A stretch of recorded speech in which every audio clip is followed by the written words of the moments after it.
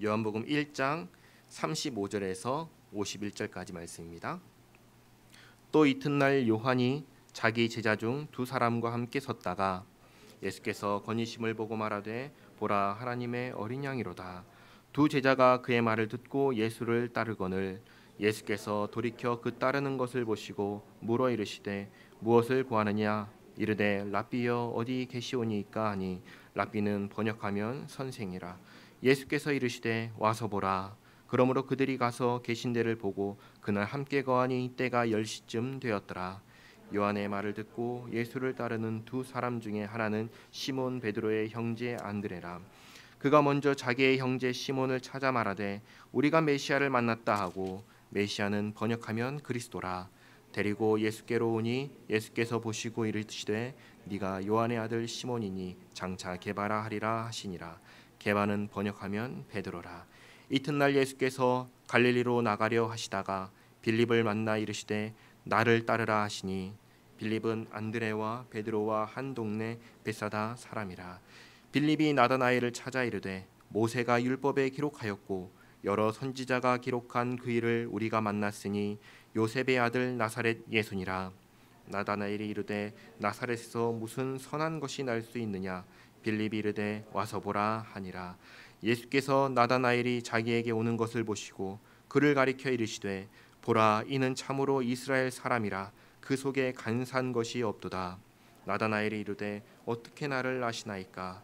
예수께서 대답하여 이르시되 빌립이 너를 부르기 전에 네가 무화과나무 아래에 있을 때 보았노라. 나다나엘이 대답하되 랍비여 당신은 하나님의 아들이시요 당신은 이스라엘의 임금이로소이다.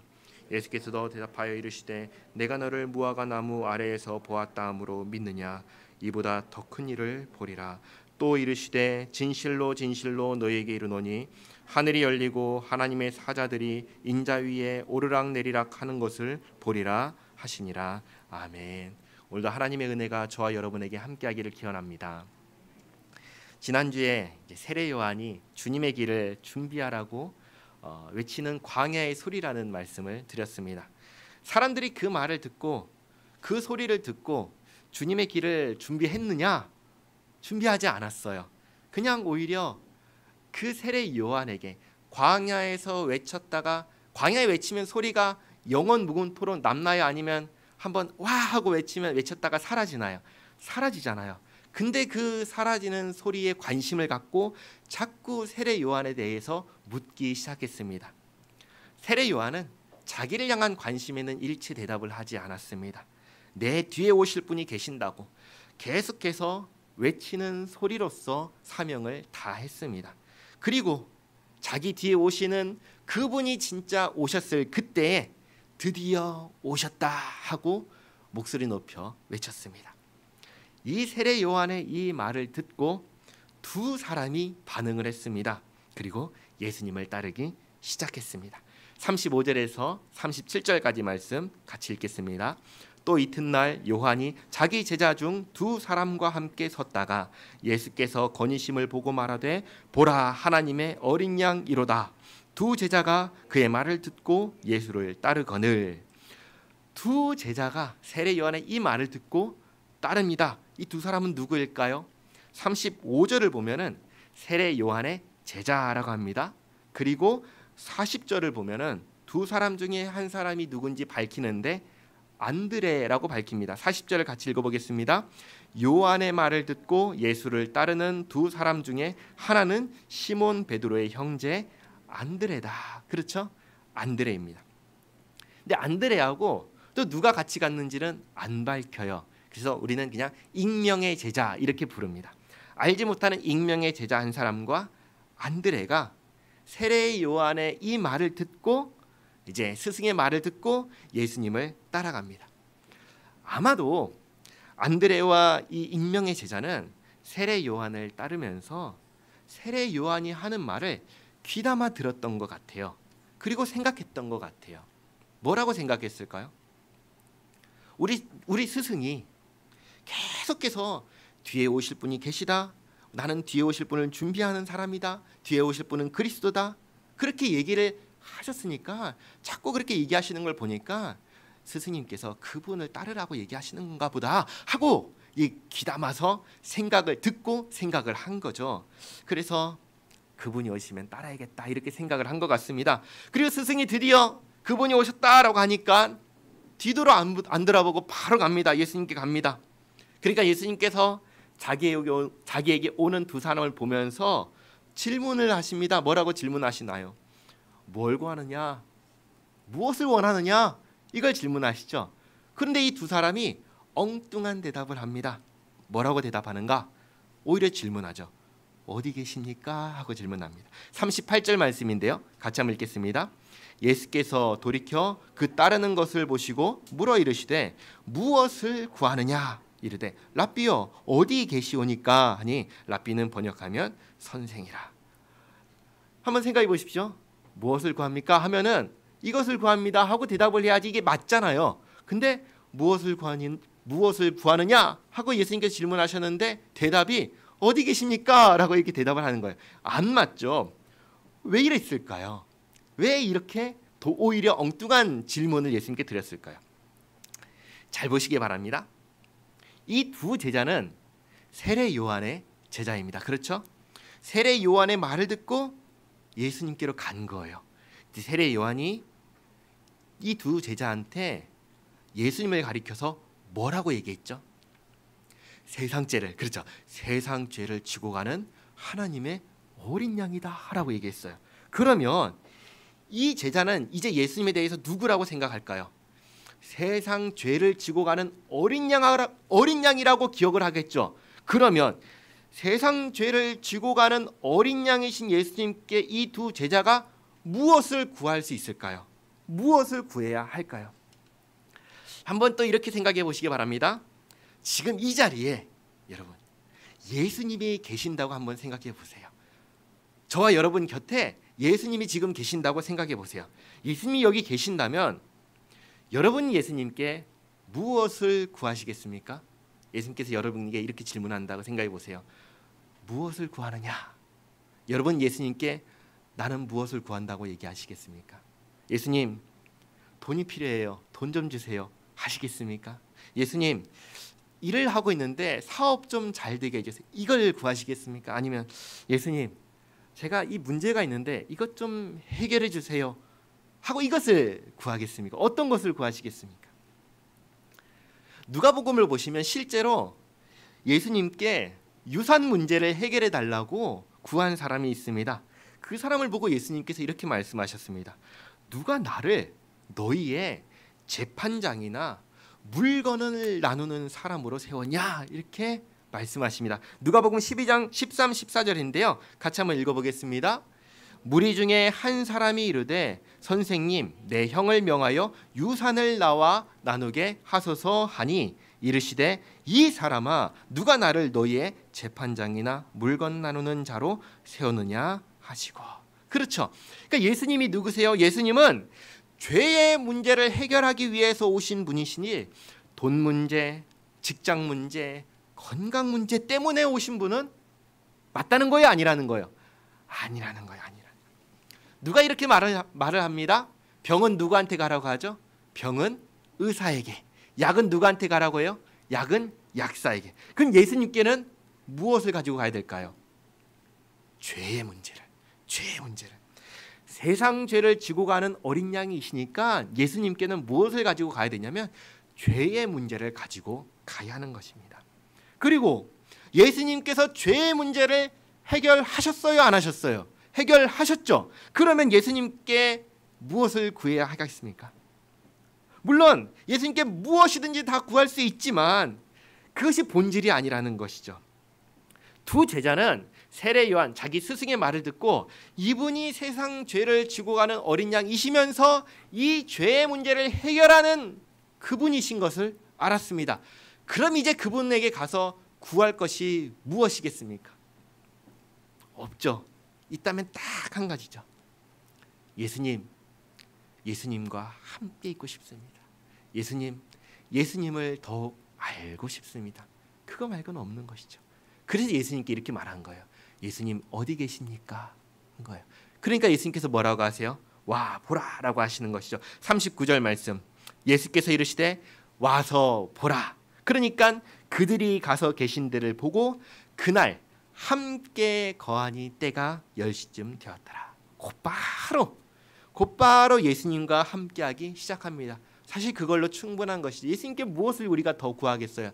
예수님을 더 많이 알아가는 것, 그리고 예수님과 함께 사는 것, 그거 말고는 필요한 게 없죠. 근데 사실 우리가 살면서 우리의 일상의 일들을 하지 말라라는 말이냐? 그게 전혀 아닙니다. 우리에게 주어진 현실은 성실하게 살아야 합니다. 근데 그것 외에 주님과 함께 할 때 그 외에 어떤 것도 필요하지가 않다는 거예요. 예수님과 함께 한다는 것 그 자체로 충분하다.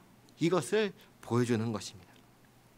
자, 그 다음에 두 제자가 따랐죠. 익명의 제자와 안드레가 따랐습니다. 안드레가 그 다음에 바로 누구에게 가나요? 자기 형제에게 갑니다. 안드레의 형제가 누구죠? 안드레의 형제가 누구죠? 시몬 베드로죠. 그렇죠. 시몬입니다. 시몬을 찾아가서 딱 한마디 합니다. 뭐라고 하죠? 우리가 그분을 만났다. 그렇죠. 우리가 메시아를 만났다. 41절 말씀 같이 읽겠습니다. 그가 먼저 자기의 형제 시몬을 찾아 말하되 우리가 메시아를 만났다 하고, 메시아는 번역하면 그리스도라. 우리가 그분을 만났다. 우리가 메시아를 만났다. 우리가 그리스도를 만났다라고 말합니다. 그리스도는 뜻이 뭐죠? 그리스도는 기름 부음을 받은 자입니다. 기름 부음을 받은 자라는 것은 하나님께서 특정한 일로 임명하셨다는 거예요. 너 이제부터 이것을 하거라 하고 임명하셨다는 거예요. 구약에는 세 가지 일로 하나님께서 임명하셨습니다. 첫 번째 왕, 두 번째 선지자, 세 번째 제사장입니다. 왕과 선지자와 제사장입니다. 자, 그런데 신약 시대에, 지금 예수님께서 계시는 이 시대에 기름 부음 받은 자가 있을까요? 없을까요? 있죠. 어디 있을까요? 성전에 가면 있지요. 성전에 누가 있나요? 제사장이 있잖아요. 제사장은 기름을 부어서 임명한 사람이거든요. 그 성전에 가면 누굴 만날 수 있어요? 기름 부음 받은 사람을 만날 수 있죠. 그렇잖아요. 메시아를 어디서 만날 수 있어요? 그리스도잖아요. 기름 부음 받은 자잖아요. 성전에 가면 만날 수 있는 거예요. 근데 지금 그 사람을 말하는 거예요? 아닌 거죠. 그 사람이 아닌 거예요. 우리가 성전에 가면은 누구나 다 만날 수 있는 기름 부음 받은 자가 다 있지만, 지금 이 시대에 모든 사람들이 기다리는 것은 그 사람이 아니었던 거예요. 다른 사람이었던 거예요. 다른 그리스도, 다른 메시아를 기다렸던 거예요. 그런데 그분을 누가 얘기했냐면 세례 요한이 얘기했어요. 내 뒤에 오실 분이 계시다. 나는 물로 세례를 베풀지만 그분은 성령으로 세례를 베푸는 분이시다. 그분이 그리스도다. 성전에 있는 사람들과는 전혀 다른 차원의 그리스도를 얘기했던 거예요. 그러니까 그분을 기다렸던 거예요. 그래서 지금 이야기한 겁니다. 안드레가 얘기한 거예요. 우리가 메시아를 만났다. 늘 흔히 만날 수 있는 성전에 있는 그 사람이 아니라 우리가 기다렸던 그분을 만났다. 얘기를 한 거예요. 안드레가 시몬에게 갑니다. 시몬에게 간 것을 다르게 말하면 오늘날 뭐라고 말할 수 있을까요? 전도하러 간 거죠. 그렇죠? 전도하러 간 겁니다. 아마 최초의 전도는 세례 요한일 것입니다. 왜요? 세례 요한이 예수님을 전했잖아요. 예수님을 소개했잖아요. 그렇죠? 그리고 두 번째 전도가 아마도 이 안드레일 것입니다. 안드레가 형제 시몬에게 예수님을 전했습니다. 여러분, 한번 제가 질문해 보겠습니다. 전도는 쉬울까요? 어려울까요? 네? 어려울까요? 아니요. 전도는 쉽습니다. 왜 쉬운 줄 아세요? 예수 믿으세요. 예수님께서 구원자이십니다. 예수님이 세상 죄를 지고 가는 어린 양이십니다. 이거 전하는 거 어렵나요? 이거 얘기하는 거 어렵나요? 예수님이십니다. 소개하는 거 어렵나요? 어렵지 않아요. 이거 자체는 어렵지 않아요. 근데 어려운 게 있어요. 무엇이 어렵냐면 이 말을 듣고 그 사람이 받아들이게 하는 것은 어렵습니다. 우리 다 한 번씩 해봤잖아요. 가족에게도 했고 친구에게도 했고 친척에게도 했잖아요. 나 예수 믿는다? 예수 믿으니까 좋다? 예수 한번 가보자. 교회 한번 가보자. 얘기 다 얼마나 쉬워요. 근데 오나요? 안 오잖아요. 그게 어렵죠. 그게 어렵죠. 세례 요한이 광야에서 세례를 베풀면서 수없이 많은 사람들에게 예수님을 전했습니다. 소개했습니다. 그런데 그 많은 사람들 중에서 몇 명이 왔죠? 2명이 왔어요. 많아요, 적어요? 적죠. 단 2사람만 귀담아 듣고 따라갔습니다. 쉽지 않습니다. 왜 쉽지 않을까요? 쉽지 않은 이유가 딱 한 가지 있습니다. 모든 사람이 하나님을 떠났기 때문입니다. 하나님을 떠나지 않았으면 예수님이 오셨다는 소식을 들었을 때 굉장히 반가워하며 다 따라왔을 것입니다. 반갑게 들었을 것입니다. 기쁘게 들었을 것입니다. 그러나 하나님을 떠났기 때문에 예수님에 대한 이야기를 별로 듣고 싶어하지 않는 것입니다. 근데 한번 생각해 보세요. 여기 계신 저 여러분 한번 잘 생각해 보세요. 여러분 예수님 믿어서 좋아요, 안 좋아요? 안 좋아요? 좋죠. 예수님 믿어서 좋죠. 여러분 예수님 믿어서 손해를 본 것이 있어요, 없어요? 없죠. 그렇죠. 손해 본 게 있어요? 없죠. 손해 본 게 없죠. 잘 생각해 보세요. 내가 지은 모든 죄의 값을 내 대신 다 해결해 주시고 멸망할 나를 살려 주셨잖아요. 그렇잖아요.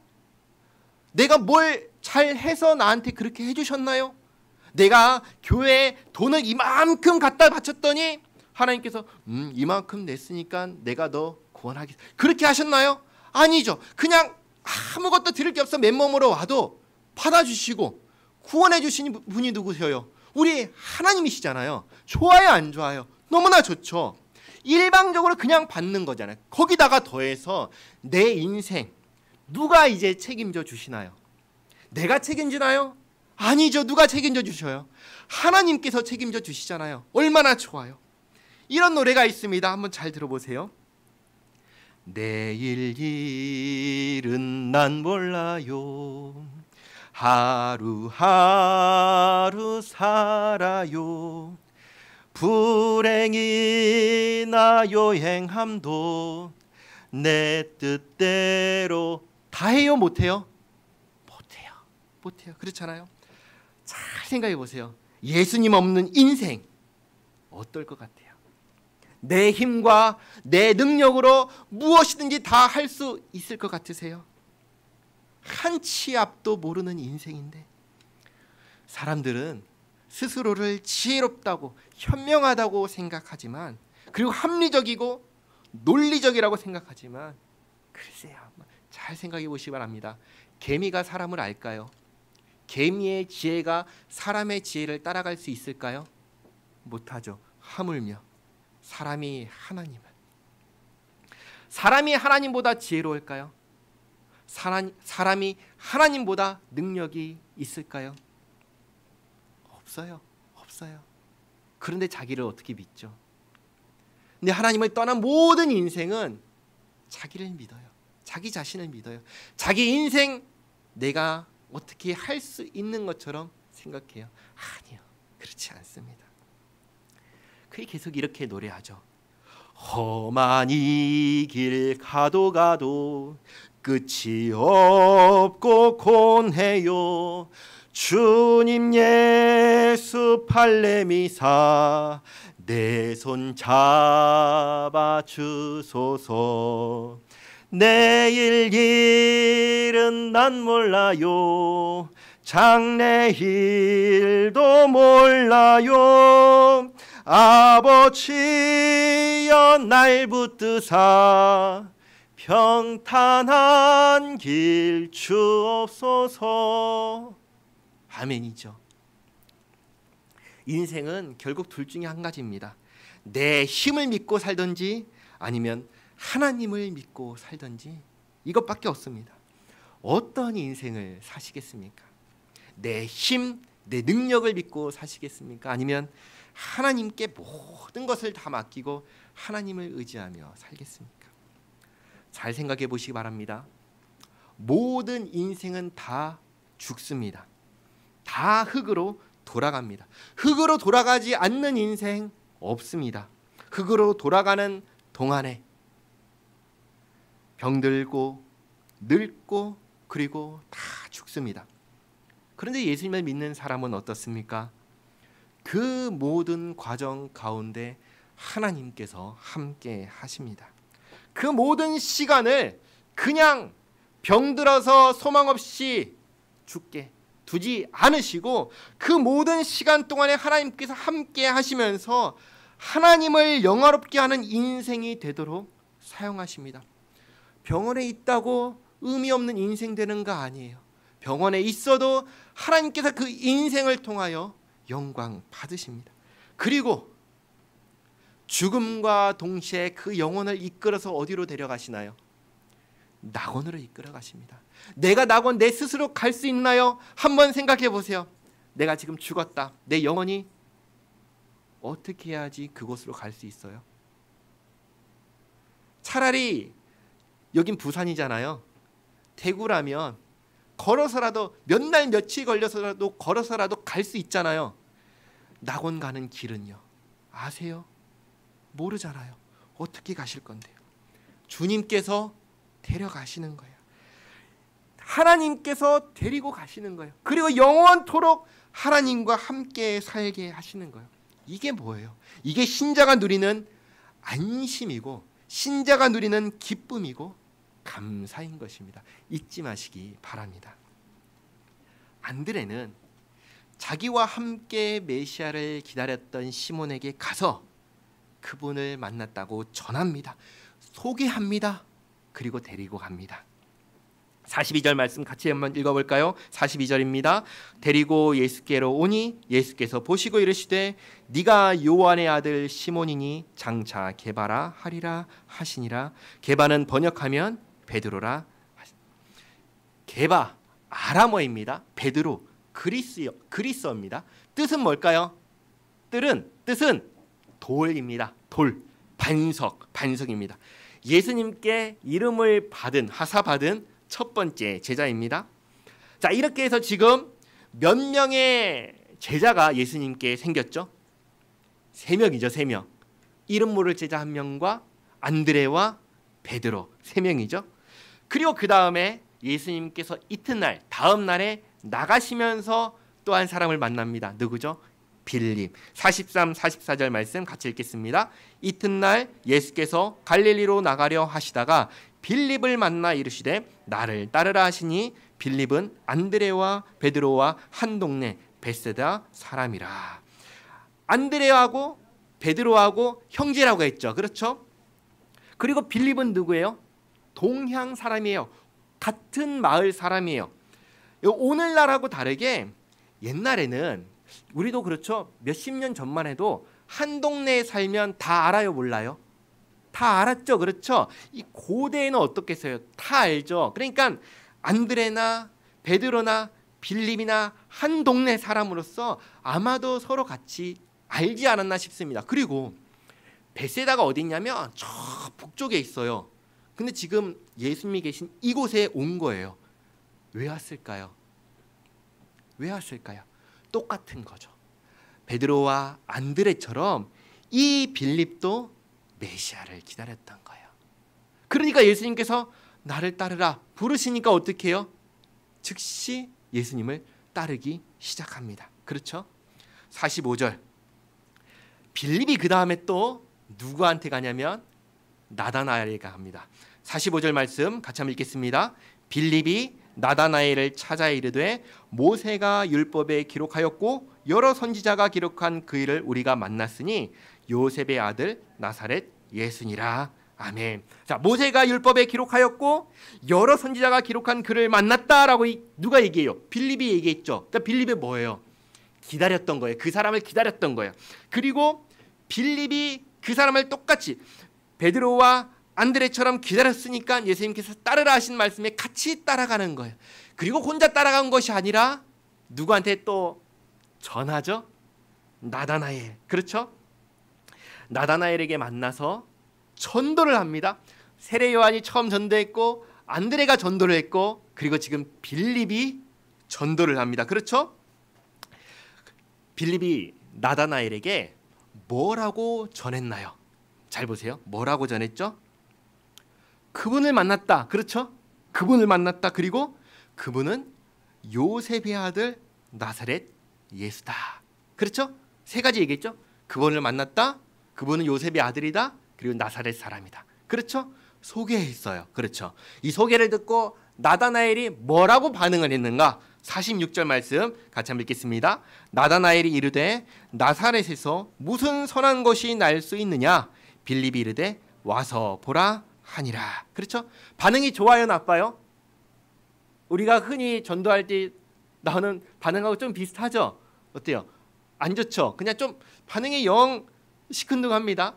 두 가지 이유 때문에 그렇습니다. 두 가지 이유 때문에. 하나는 우리가 성경에 있잖아요. 구약 성경에서 이 나사렛이라는 이름이 사용된 것이 별로 없어요. 이 나사렛이라는 이름이 별로 나오지 않아요. 그리고 두 번째는 그곳이 예수님께서 활동하시던 이 당시에 굉장히 발달하고 그리고 많은 교통이 좋고 한 이런 도시냐면 그렇지가 않았어요. 산골짜기 마을이었어요. 거기를 가봤는데요. 산 속에 있어요.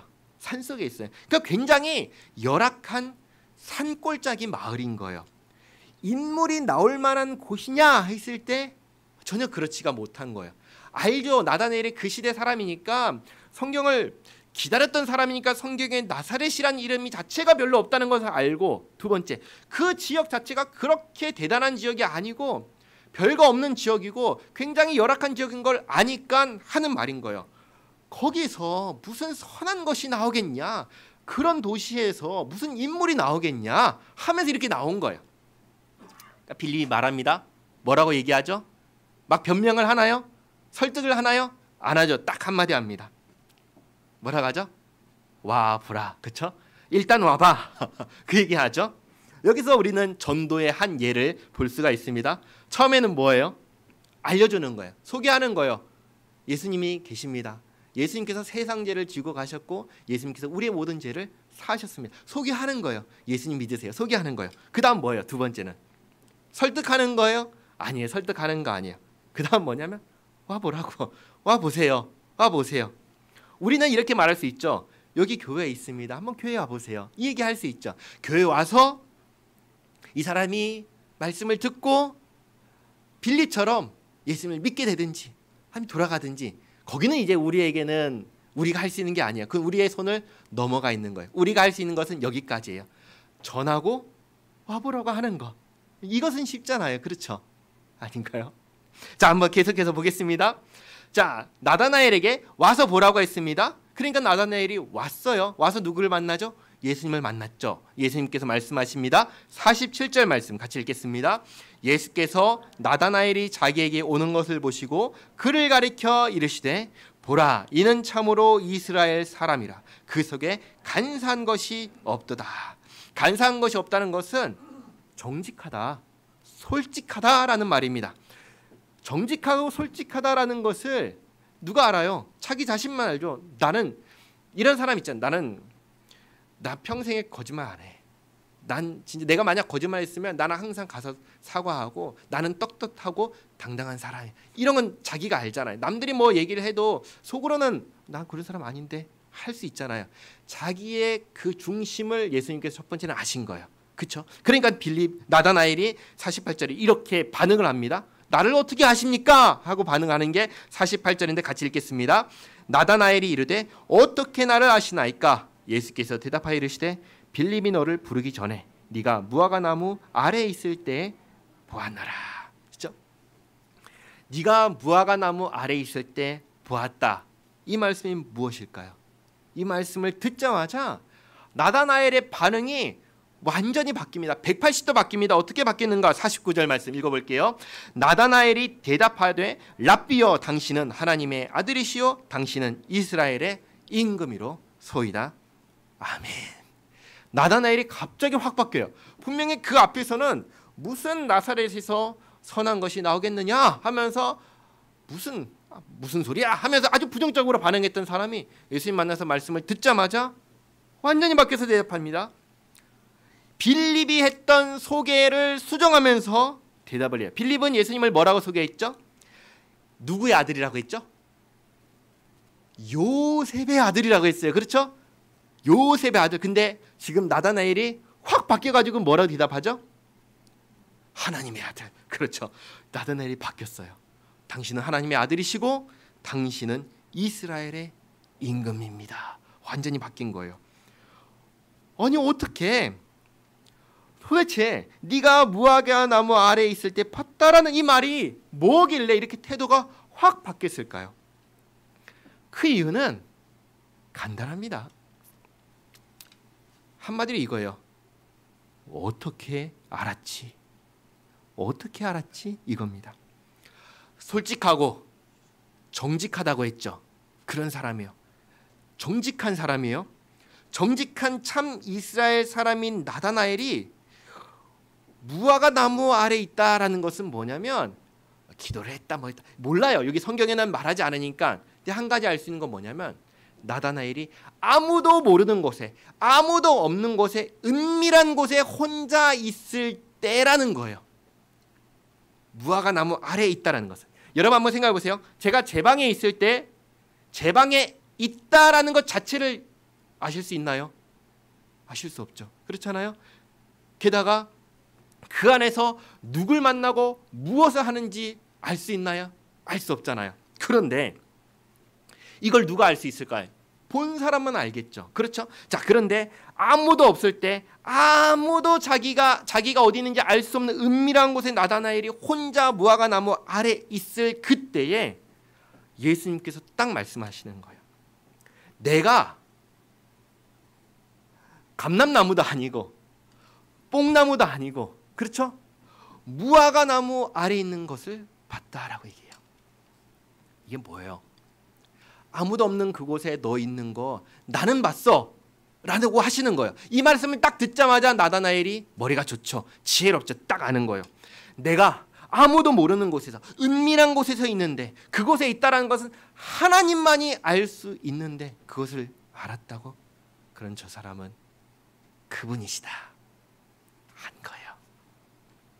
예수님이 누구실까요? 예수님은 유일하신 하나님의 아들이십니다. 예수님은 하나님이십니다. 하나님이시기 때문에 아실 수 있는 거예요. 요한복음을 보시면 이와 같은 일들이 여러 번 나옵니다. 하나님이시기 때문에 하나님만이 알 수 있는 것을 이 사람을 만나고 얘기를 하셔요. 한 가지 말씀드릴까요? 수가성에서 사마리아 여인을 만났을 때 얘기하십니다. 너에게 남편이 있는데 지금 그 남편도 남편이 아니다. 아무도 모르는 이야기를 자기만 아는 이야기를 하시니까 당신은 선지자입니다. 얘기하죠. 예수님 말씀을 듣고 난 다음에 비로소 메시아인 것을 알게 되죠. 똑같은 것입니다.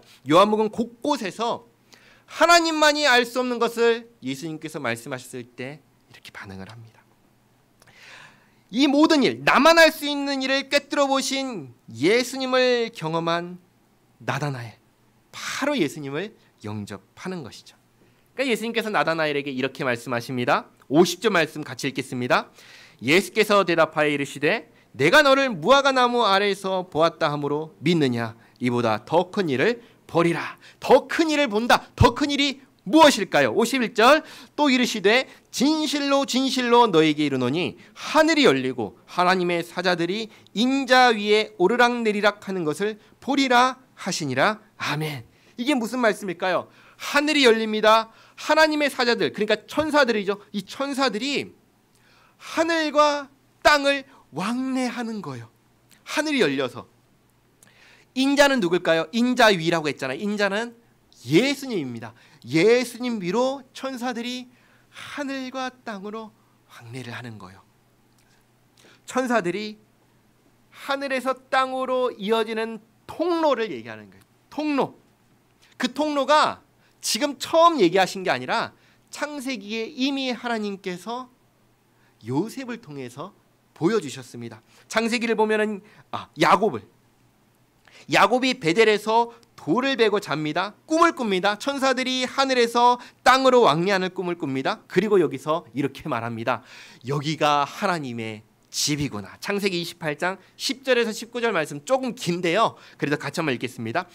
야곱이 브엘세바에서 떠나 하란으로 향하여 가더니 한 곳에 이르러는 해가 진지라. 거기서 유숙하려고 그곳에 한 돌을 가져다가 베개로 삼고 거기 누워 자더니 꿈에 본즉 사닥다리가 땅 위에 서 있는데 그 꼭대기가 하늘에 닿았고 또 본즉 하나님의 사자들이 그 위에서 오르락 내리락 하고 또 본즉 여호와께서 그 위에 서서 이르시되 나는 여호와니 너의 조부 아브라함의 하나님이요 이삭의 하나님이라. 네가 누워 있는 땅을 내가 너와 내 자손에게 주리니 내 자손이 땅에 티끌같이 되어 내가 서쪽과 동쪽과 북쪽과 남쪽으로 퍼져나갈지며 땅의 모든 족속이 너와 내 자손으로 말미암아 복을 받으리라. 내가 너와 함께 있어 내가 어디로 가든지 너를 지키며 너를 이끌어 이 땅으로 돌아오게 할지라. 내가 내게 허락한 것을 다 이루기까지 너를 떠나지 아니하리라 하신지라. 야곱이 잠이 깨어 이르되 여호와께서 과연 여기 계시거늘 내가 알지 못하였도다. 이에 두려워하여 이르되 두렵도다. 이곳이여 이것은 다름 아닌 하나님의 집이요 이는 하늘의 문이로다 하고 야곱이 아침에 일찍이 일어나 베개로 삼았던 돌을 가져다가 기둥으로 세우고 그 위에 기름을 붓고 그곳 이름을 베델이라 하였더라. 이 성의 옛 이름은 루스더라. 아멘. 하나님의 집입니다. 하늘과 땅을 잇는 유일한 통로입니다. 이 길을 통하지 않고는 아버지께로 나아갈 수 없습니다. 이 길을 통해서 아버지께 나아갈 수 있습니다. 이 길이 누구입니까? 예수님입니다. 예수께서 이르시되 내가 곧 길이요 진리요 생명이니 나로 말미암지 않고는 아버지께로 올 자가 없느니라. 아멘. 또한 이 창세기의 말씀과 같이 이 길을 통해서 누가 복을 받죠? 너가 복을 받고 너와 내 집이 복을 받고 온 민족이 다 복을 받는다라고 얘기하시죠. 예수님을 통한 구원의 말씀을 말씀하신 것입니다. 예수님께서 나다나엘에게 말씀하셨습니다.